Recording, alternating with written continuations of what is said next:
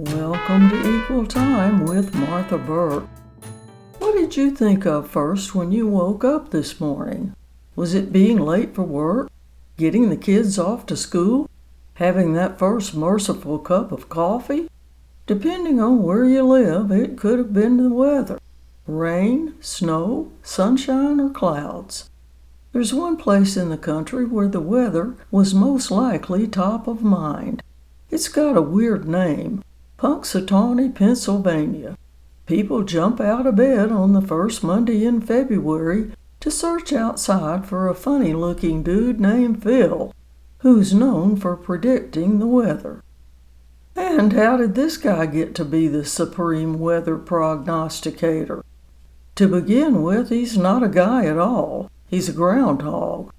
For more than a century, Punxsutawney Phil has been the national weather geek on Groundhog Day. Groundhog Day was first officially celebrated at Gobbler's Knob in Punxsutawney on February 2, 1887, but its origin is much older. The early February holiday actually comes from ancient celebrations, marking this part of the year that's midway between the winter solstice and the spring equinox. The Celts celebrated it centuries ago in a pagan festival for the beginning of spring. Later, Christian traditions marked it as Candlemas Day. Candlemas is significant as the feast of the presentation of the Lord, traditionally observed with the blessing of candles, representing Jesus' spiritual radiance dispelling the darkness. A superstition grew based on how long the winter would last, depending on the Candlemas Day weather. If the day was warm and sunny, people could expect the opposite and would prepare for a long and rough winter. Likewise, if it was cloudy and rainy, they'd say that warm spring weather would arrive soon.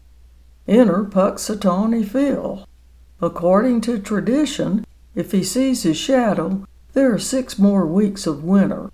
If not, spring arrives early. Is Phil always right? Well, not exactly. Depending on whose weather tracking you use and what statistics you base the weather on, Phil has a track record of being accurate less than 40% of the time. But that's okay. We love him anyway.